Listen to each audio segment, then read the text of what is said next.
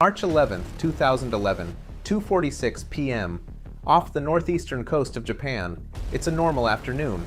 Trains are running on time. Students are sitting in class. Office workers are thinking about going.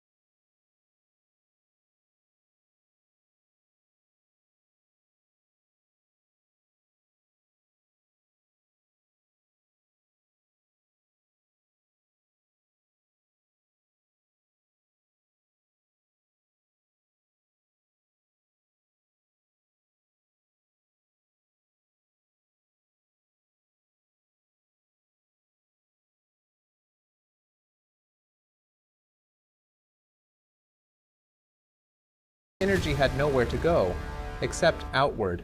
A tsunami is born. At first, it's invisible in deep water. Moving at jet speed, no one on the surface can see it coming, but warning systems detect it immediately. Sirens go off along the coast. TV cuts to emergency broadcasts. Evacuate now. Move to higher ground. People begin to run, others hesitate, because what they see doesn't look like danger. The ocean starts pulling away from the shore. Boats tilt awkwardly. Fish flop on exposed sand. Some people step closer, curious, confused. They don't realize. This is the final warning. Then it appears, a dark line on the horizon, growing fast, too fast. The tsunami doesn't break like a normal wave. It rises, and keeps rising. In some areas up to 40 meters high, a moving wall of water, black, thick, filled with debris, and it's coming straight for the coast. When it hits, it doesn't crash, it devours. Water surges over seawalls like they don't exist. It tears buildings from their foundations. Cars are lifted, spun, and thrown like toys. Entire neighborhoods vanish in seconds. People run, scream, climb, but the water is faster. It floods streets, highways, fields. It doesn't stop at the coastline. It keeps going, miles inland. Within minutes, entire towns are gone. And just when it feels like nothing could get worse, it does. Because along the coastline sits something even more dangerous, the Fukushima Daiichi nuclear power plant. When the earthquake hit, everything worked as planned. Reactors shut down automatically, backup generators kicked in, cooling systems activated. For a moment, it looked like they had control. Then the tsunami arrived, and it was bigger than anything they had prepared for. Water crashes into the facility, floods everything, backup generators fail, power is gone, and without power, the reactors can't cool down. Inside the cores, temperatures begin to rise, slowly at first, then faster. Fuel rods, still dangerously hot, begin to overheat. Without cooling, they can melt through their containment. This is every engineer's nightmare. Pressure builds. Hydrogen gas forms inside the reactor buildings. Operators inside the control rooms are running out of options. They know exactly what's coming, but they can't stop it. Emergency teams try to release pressure manually. A desperate move to avoid something worse. But every decision now carries risk. Seconds feel like minutes. Minutes feel like hours. Then, an explosion. A massive blast rips through one of the reactor buildings. Concrete walls tear apart. Debris flies into the air. Cameras capture the moment. A cloud rises into the sky. For a second, everything goes silent.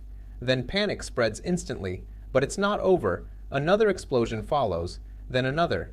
Each one stronger than expected, each one proving that the situation is slipping further out of control. Radiation begins leaking into the air, invisible, odorless, but deadly. Authorities scramble to contain information and prevent mass panic.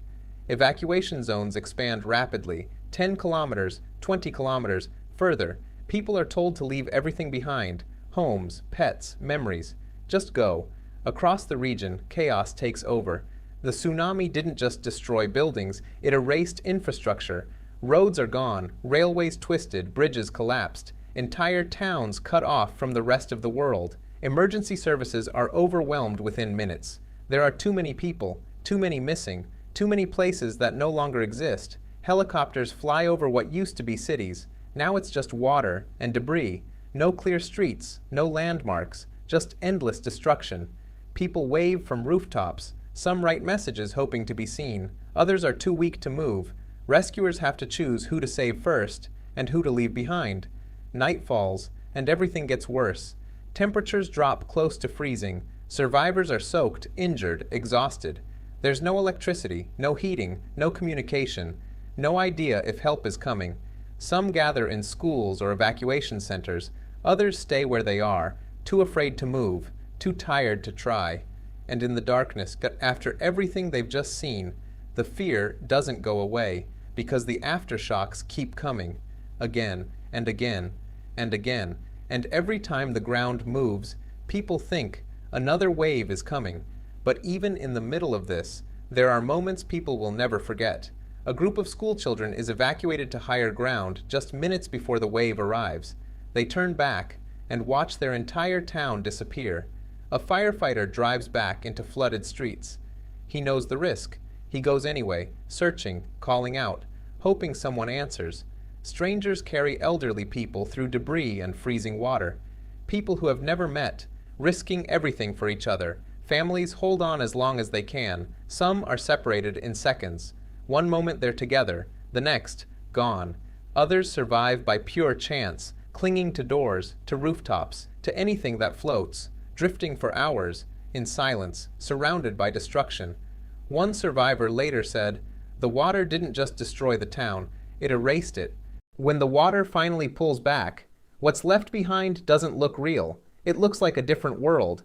Entire cities are flattened, not damaged, gone. Cars are stacked like scrap. Ships sit in the middle of roads, carried there by the force of the ocean. Where houses once stood, there is nothing, just empty space. Over 15,000 people are confirmed dead. Thousands more are missing. Many will never be found. Families search through debris for days, looking for anything, a photo, a sign, a reason to hope. At Fukushima, the disaster forces mass evacuation. Over 150,000 people leave their homes. Some think it's temporary. Many never return. Entire areas are abandoned, silent, frozen in time. The damage reaches hundreds of billions of dollars, the most expensive natural disaster in history. But numbers don't capture the loss, because what disappeared was life as people knew it. Japan was one of the most prepared countries in the world. Advanced warning systems, strong infrastructure, careful planning, and still, it wasn't enough, because this wasn't just one disaster. It was a chain reaction, an earthquake, that triggered a tsunami, that triggered a nuclear crisis, each one making the next worse. And that's what makes this day unforgettable. Not just the destruction, but how fast it happened. One moment, everything was normal. The next, everything was gone. March 11th, 2011, the day Japan almost disappeared.